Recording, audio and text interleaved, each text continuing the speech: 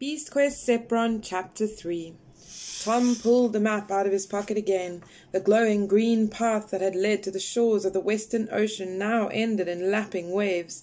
The tiny figure of Sepron had vanished. Rolling up the map, Tom looked around. In front of him, water stretched as far as he could see.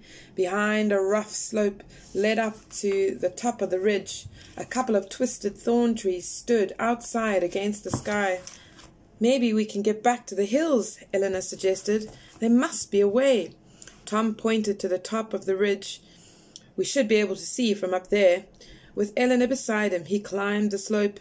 When they reached the thorn trees, they stopped in horror. "No!" Eleanor exclaimed. They were standing on the highest part of the ridge.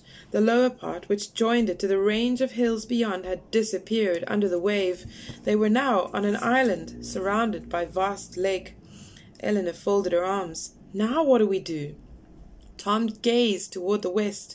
Out to sea he could see the rocky island jutting from the water.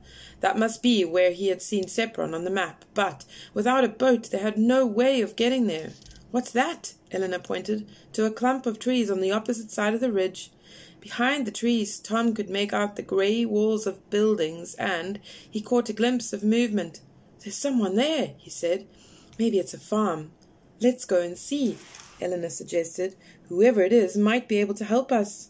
"Good idea, but we mustn't say anything about Sepron. The quest is a secret." They went back down the slope to collect Silver and Storm.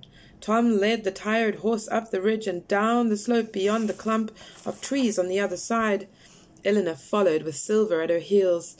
As they approached the trees, Tom saw groups of people clustered round a few stone cottages. Lower down the slope, more cottages were partly covered by water. Waves lapped at their windows. Beyond them, Tom could see only thatched roofs, then nothing but unbroken sea. Eleanor's eyes widened with shock. "It's a village," she said. "The water has covered almost all of it." "I hope no one was drowned," said Tom. At the sound of Tom's voice, a red-haired boy standing at the water's edge turned. "No, everyone's okay, thank goodness," he said. "We're all lucky to be alive," said Eleanor, and then added, "I'm Eleanor, and this is Tom." "My name is Callum," said the boy. "Look at this," and he pointed at the flooded cottages. "What are we going to do now?" "We'll stay and help," said Eleanor, and Callum shook his head. "Thanks, but what good can anyone do? We can't live here any more. We'll have to move away, and it's all the fault of the sea serpent." "The sea serpent?" said Tom. A man standing next to Callum said, "You'll think we're talking rubbish. I thought that myself once, but I've seen the creature. It's out there. Legend says the serpent protects Avantia's fishermen and keeps the sea full of fish, but now it's doing just the opposite." Tom's stomach churned with excitement. Callum gestured to the man. "My father and I went out to sea when we saw it," he said. "It smashed the boat to pieces. I thought we were going to drown for sure." "What did you do?" asked Ellen. "We hung on to scraps of the wreckage and swam ashore," Callum replied. "Every minute I thought the sea serpent was just going to swallow me whole." "And that wasn't the first bite of trouble either," his father said.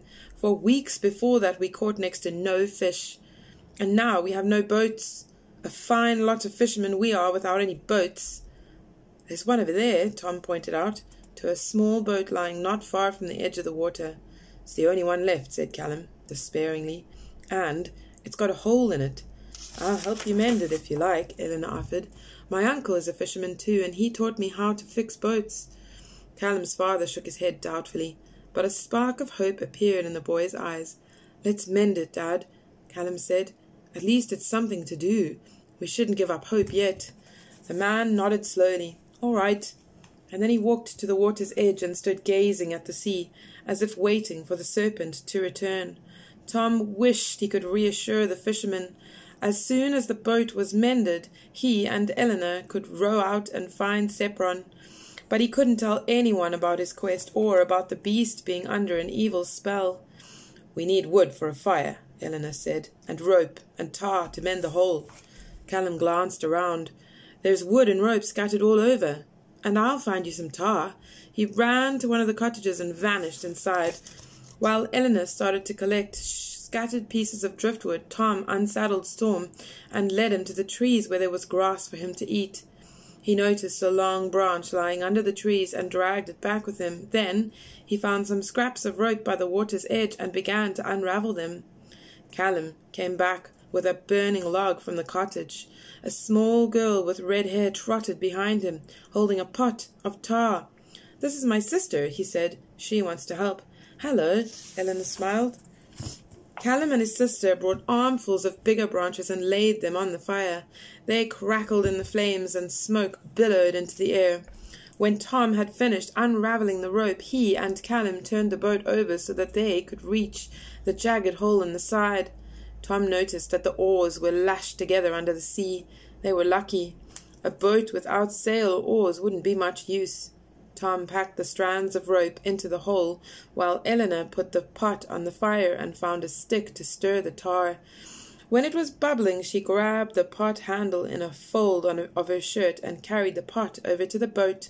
Quickly, she used a scrap of driftwood to plaster the hot tar over the rope strands, inside and out. Everyone gathered around to watch, and Silver whined in approval. Suddenly, Tom heard the fire roaring loudly and felt a fierce heat on his back. Silver let out a terrified howl. Tom turned to see Callum's sister piling more wood onto the fire. The green branches were spitting and crackling as the flames took hold. "No! Stop!" Tom shouted. The little girl stumbled away from the fire, but it was too late. Flames billowed and the branches hurled out bubbles of hot resin. A spark fell on the pile of branches next to the fire, and more sparks shot out into the air. One landed just beside the boat.